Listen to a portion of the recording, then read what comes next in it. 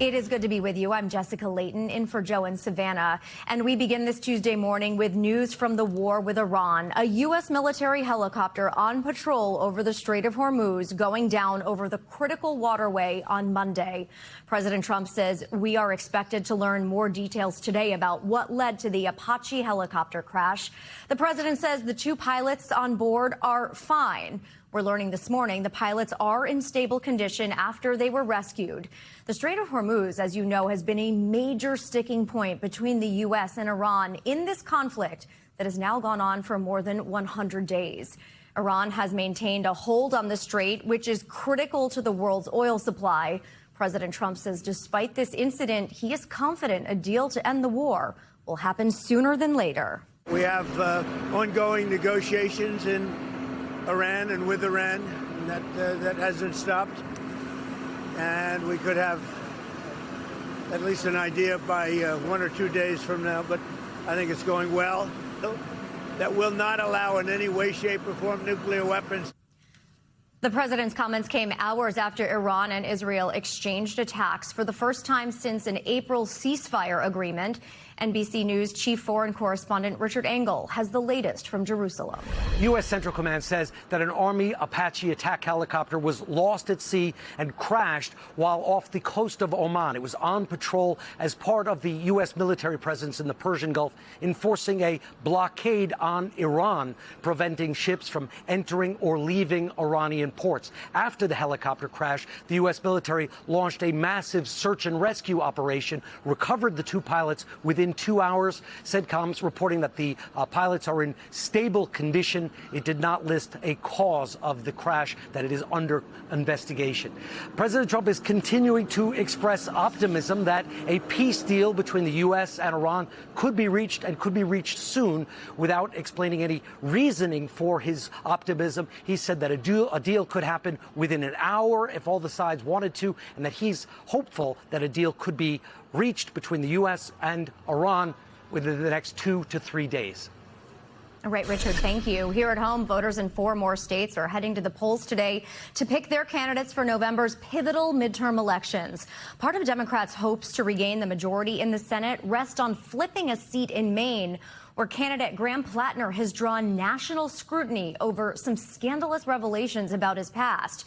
All this happening as election workers in California keep counting those ballots from that state's primary a week ago, with Republicans making baseless claims of voter fraud in the Golden State.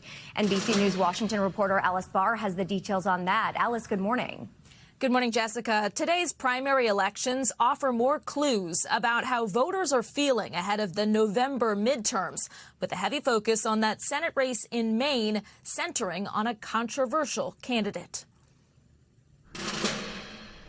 Voters heading to the polls today from Nevada to North Dakota, South Carolina, and Maine, where a high-stakes Senate race could help tip the balance of power in Washington.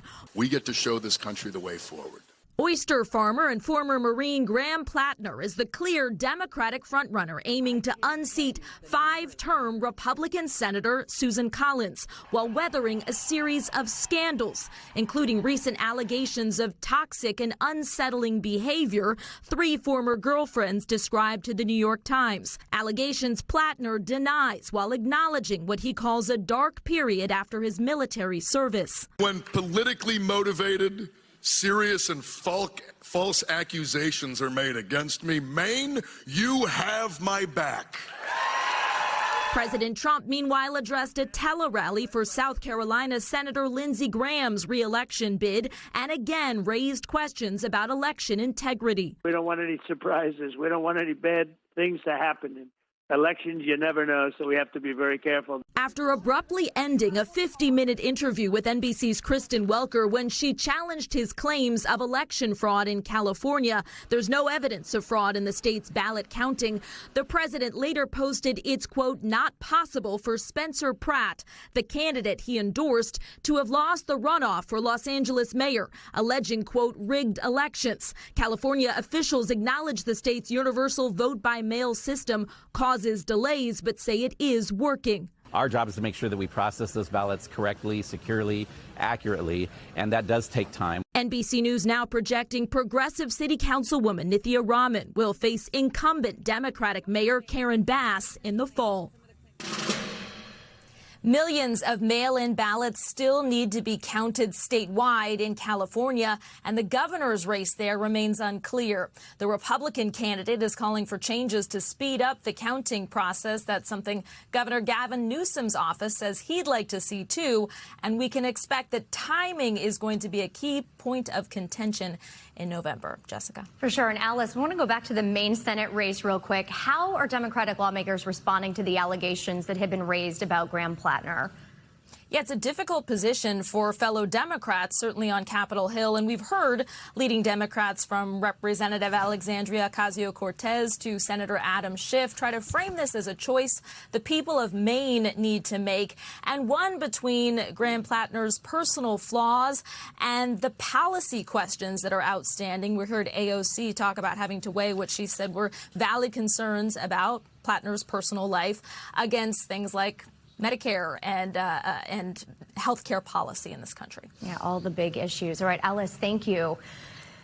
Elsewhere in Washington, the Justice Department could soon have new leadership. On Monday, President Trump formally nominated Todd Blanche to be the next Attorney General.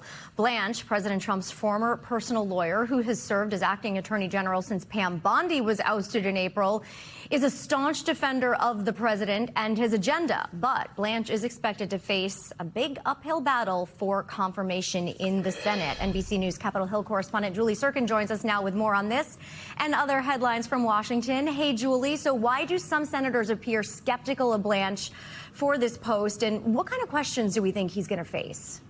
Jessica, good morning. Look, in the words of Senator Bill Cassidy, who is a Republican who recently went against the president, and then the president is basically the reason Cassidy is not going to be in the Senate anymore at the end of this year. He told me yesterday that he's trying to see if Todd Blanche is somebody who's going to put the country first or put the president first. He wants to make sure that the DOJ remains independent. The biggest issue here is really that so-called anti-weaponization fund, the $1.8 billion that Blanche played a direct role in creating. That fund, remember, the president had pushed for to essentially give some, including January 6 rioters, payouts, taxpayer-funded payouts, something that Blanche, under oath, told House members last week won't happen. But the Senate is not buying that yet. Many Republicans, including those on the Critical Judiciary Committee that are going to process his nomination in the next month or month and a half or so, they say that they need Blanche to tell them point blank that that weaponization fund is not going to happen anymore and that he's not going to do anything like that in the future if confirmed permanently to this post.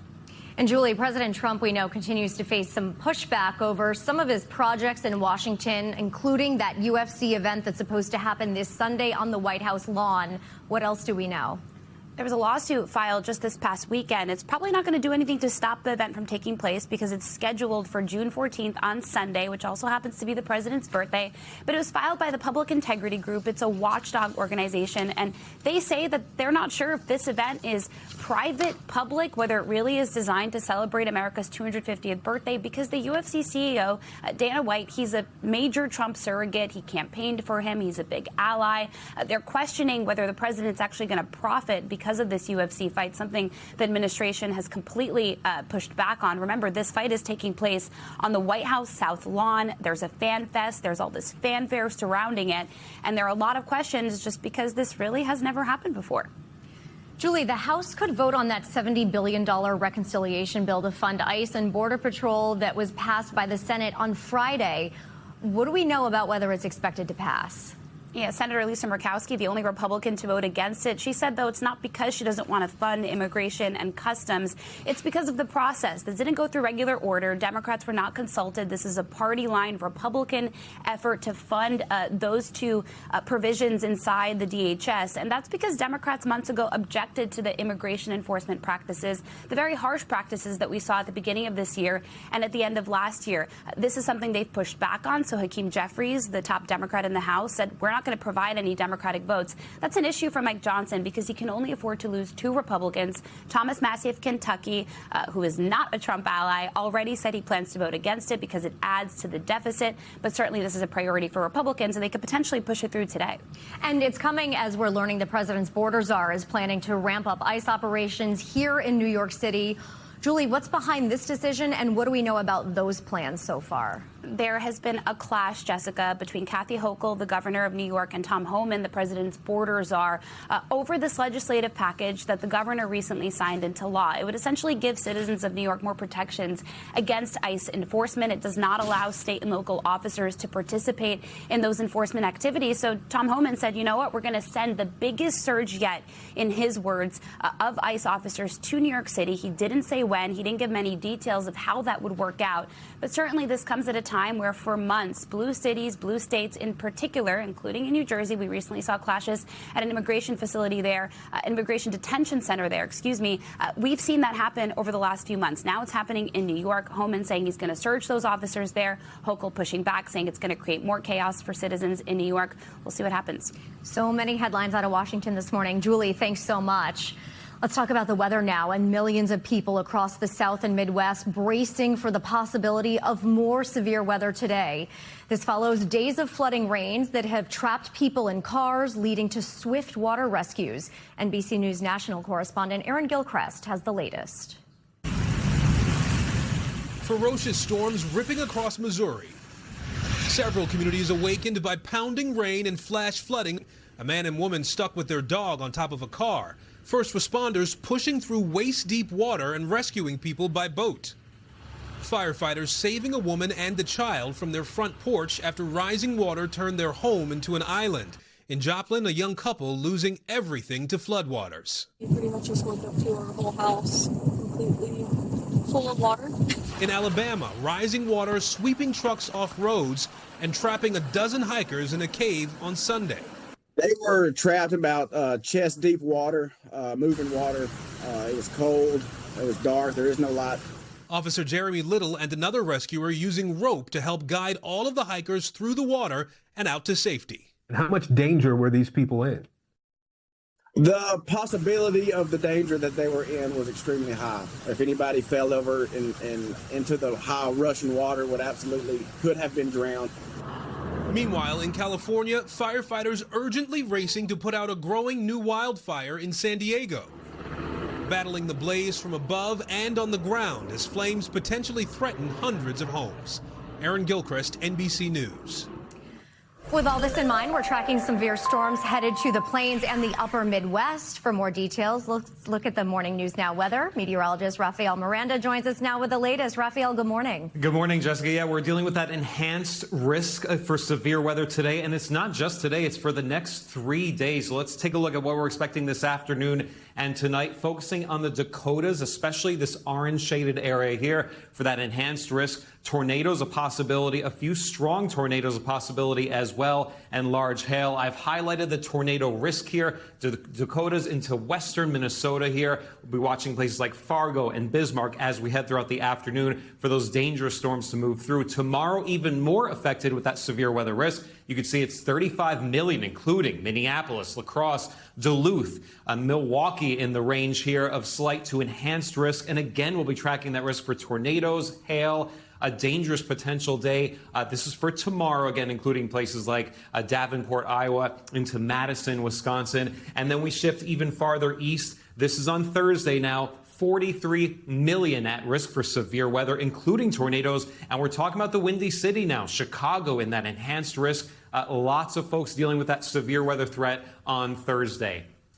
That's later on, but right now we're seeing some very heavy rain across the South into the Midwest. We've seen flooding, millions impacted this morning by that flood risk, and we've had flash flood warnings as well. Now, we're also seeing heat building across the middle of the country and the humidity in the mix as well. So it's going to feel like triple digits today into tomorrow. In the Northeast, it's been very pleasant, actually. We've had dry heat for the past couple of days in places like New York City and Philadelphia. That's going to change as well. Later this week, we're looking at sizzling temperatures in the 90s Thursday and Friday. And yes, That is not a dry heat. The humidity comes roaring back as well. We're out west watching a fire threat today. We have that combination of low relative humidity and windy conditions, the Four Corners region. So any fires that could spread very quickly. For that reason, we have red flag warnings in effect for much of that area. All right, here's a look at the big picture for today. We'll be watching out for more flooding heading into the Tennessee Valley later on. We have very heavy rain this morning. That'll continue.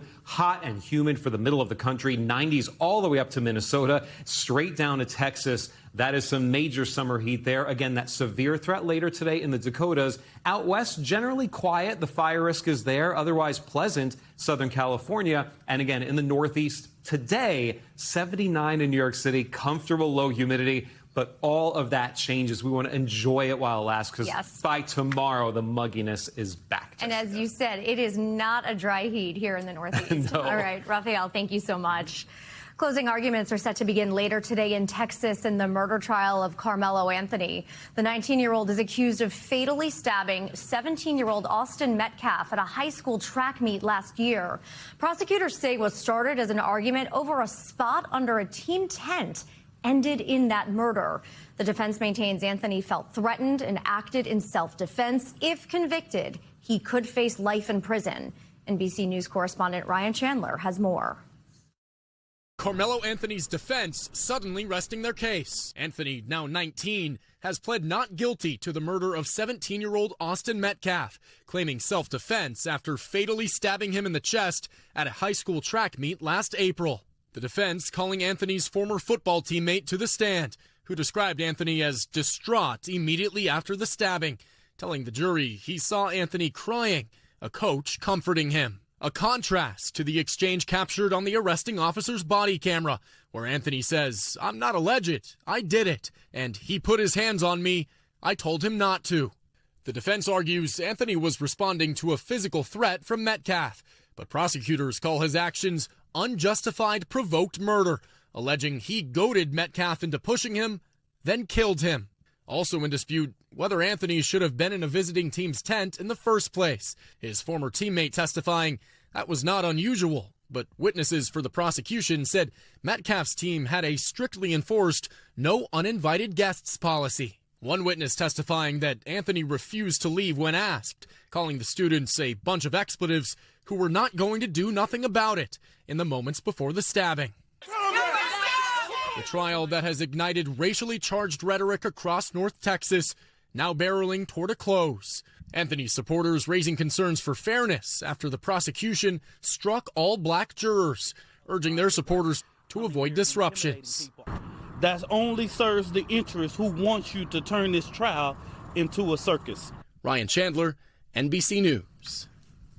For more on the case, let's bring in NBC News analyst Misty Maris on what jurors will be weighing as they prepare to deliberate. Misty, good morning. So much emotion, so many heightened emotions surrounding this case. It's bringing up issues of race, the makeup of the jury, perhaps discrimination. As a juror, how do you tune all that out and just focus on the evidence? So the jury is going to be instructed that the only things they can consider is what came in during the trial. And the judge will spend some time today giving those instructions in court. But there is so much activity outside of the courtroom. It's likely one of the reasons why the jury is actually sequestered through deliberations. So they'll be in a really controlled environment while they determine the outcome of this case. I thought it was interesting the prosecution called 21 witnesses, the defense just 3, and Carmelo Anthony never took the stand despite what we saw in that body cam footage. In the end, so much of this case comes down to whose version of events the jurors are going to believe. How do you go about weighing the credibility of the witnesses in this case or in any case? Yeah, so we have really grainy footage in this case that shows the altercation that happened, but it's so difficult to see that it's necessary for witnesses who were there to actually describe what they saw. Yeah. And that's what played out in the courtroom. In a self-defense case, there's a very specific standard, and it's subjective and objective, meaning first, The jury has to determine whether Carmelo Anthony truly felt subjectively in his mind that there was a threat of grave bodily injury or death. Then they have to determine whether or not that belief was reasonable, the objective standard. So that's what the jury is going to weigh. The other aspect that the jury will have to take into consideration is whether or not they believe Carmelo Anthony was the initial aggressor or provoked the incident, which would not allow him to avail himself of a self-defense argument. So those are going to be all the factors. You usually don't hear defendants testify. That's very common. Yeah. But in a self-defense case, it's more challenging because of the fact that you have to understand what's in their head and what they perceived the threat to be in order to use a self-defense argument. And that's because usually the defense doesn't have to say anything. Yeah. Once they claim self-defense, they do have to prove something in court. So with closing arguments today, what do jurors need to hear to maybe tip the scales in their mind that they haven't already heard through the evidence? So the jurors are not only going to hear closing arguments, which wraps up and puts all of the evidence together from the prosecution and the defense, laying out all of the arguments, but what they'll also hear are the jury instructions. So the legal requirements that need to be proved by the prosecutors, that they have the burden of proof beyond a reasonable doubt, and that's how they have to apply everything they heard in the courtroom against the standards of the law. So today is going to be a really consequential day in court. Really sad when you look at the young lives that have been at stake throughout all of this. Misty Maris, thank you so much for your insight. Here in New York, the San Antonio Spurs' hopes of an NBA championship are still alive. The Spurs took down the New York Knicks 115-111 in Game 3 of the NBA Finals last night. That put an end to the Knicks' incredible 13-game win streak these playoffs, and it cuts the series lead down to 2-1. Spurs superstar Victor Wembanyama dropped 32 points in what was definitely his best performance of the series so far in a rocking atmosphere at Madison Square Garden. It was New York City's first home NBA Finals game since June of 1999. In the end, it all came down to free throws in the final seconds. And while Knicks fans had plenty to cheer about in Game 3, President Trump was met with a chorus of boos when he appeared on the Jumbotron during the national anthem.